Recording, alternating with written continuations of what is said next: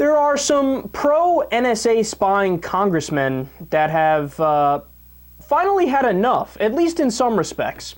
So Senator Dianne Feinstein was probably the biggest defender of the surveillance programs, and even she has started to hedge now. So she said she was, quote, totally opposed to gathering intelligence on foreign leaders, and said it was a big problem, a, quote, big problem if President Obama didn't know the NSA was monitoring the phone calls of German Chancellor Angela Merkel. And then from foreign policy, quote, the United States should only be spying on foreign leaders with hostile countries or in an emergency situation, and even then the president should personally approve of the surveillance. She also says that the Intelligence Committee, quote, will initiate a review into all intelligence collection programs. That is obviously a good thing for progressives and libertarians who actually care about civil liberties. But I mean, look at the comment that she made there, because I want you to take note of something. I disagree with Dianne Feinstein to a great extent on this issue of NSA surveillance, because when she heard about how the NSA was spying on American citizens, she essentially said, yeah, so what? It's called protecting from terrorism. Get used to it. Now, I think that's bullshit, and there's been only 1,000 news stories that show that that power has been taken advantage of, and it stopped absolutely no terrorist attacks. But she's being more reasonable here. Look, I want to read that one more time, what she said, because I don't disagree with this at all. She says the United States should only be spying on foreign leaders with hostile countries.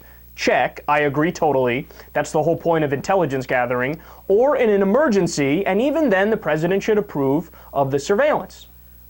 I don't know how anybody could disagree with any of that.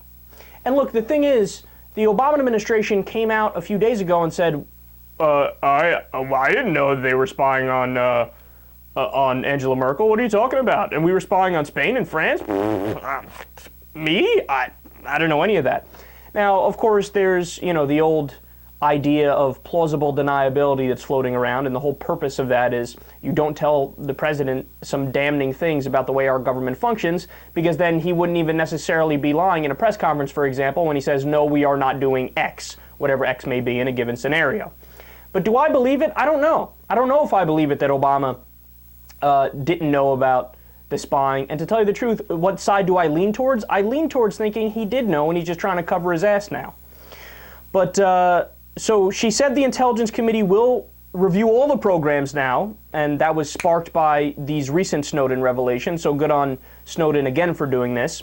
But even more people have started to fold. So John McCain is also showing some signs of reversal. He says, quote, we have always eavesdropped on people around the world, but the advance of technology has given us enormous capabilities, and I think you might make an argument that some of this capability has been very offensive to both us and our allies. So even war hawk, spy hawk John McCain is like, yeah, look, there are limits to spying, man, come on. I mean, if you're spying on all the American people, well, I don't give a fuck about them, but on our dearly beloved allies, I have fishing buddies in other governments. You can't spoil those relationships. You can't spy on the ruling class, only on the underclass. And look, man, I go a step further. I think, of course you can't spy on the American people unless there's a good reason. That's the whole purpose of warrants. That's the whole purpose of the Fourth Amendment, protection from unreasonable search and seizure. But also when it comes to international intelligence, again, I get it if you're spying for specific reasons on specific governments. That's the whole point of intelligence. If you don't have that, intelligence doesn't exist. But to spy on, French citizens, the French government, the Spanish government, the head of Brazil, the leader of Brazil, president of Brazil, to spy on Angela Merkel, her personal phone. All right, this is a clear example of absolute power corrupts absolutely. That old cliche / platitude, which is only 100% correct. But the real good news about this, because this is all talk until there's actual substantive policy, lawmakers are actually taking action to limit spying. Quote, Opponents of expansive NSA surveillance are expected to introduce the USA Freedom Act on Tuesday, which would limit the bulk data collection of records under Section 215 of the Patriot Act, install an Office of the Special Advocate to appeal FISA court decisions, and give subpoena powers on privacy matters to the Privacy and Civil Liberties Oversight Board, sponsored by Representatives Jim Sensenbrenner and John Conyers. And the bill has some bipartisan support. It's already backed by 60 lawmakers.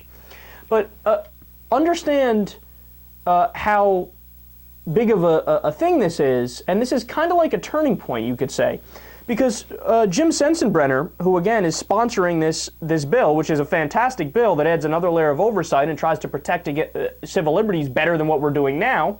I mean, the ideal scenario would be to repeal the Patriot Act and get rid of all these spying programs.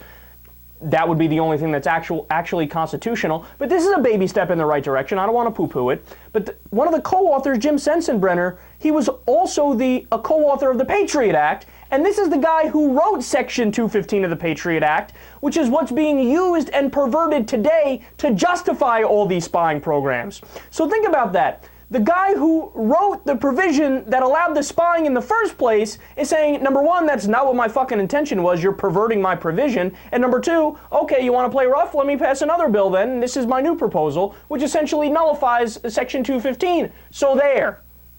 So that shows you how out of bounds and off the rails we've gotten with this executive authority and with this spying power. It was never intended to be this far-reaching, and even the fucking author of the Patriot Act is like, yeah, you know, this is going too far. So this is a good sign of evolution on this issue. And finally, the NSA sees this change coming, and they're scared. And an official at the NSA says, quote, "We are really screwed now. You know things are bad when the few friends you've got disappear without a trace in the dead of the night and leave no forwarding address."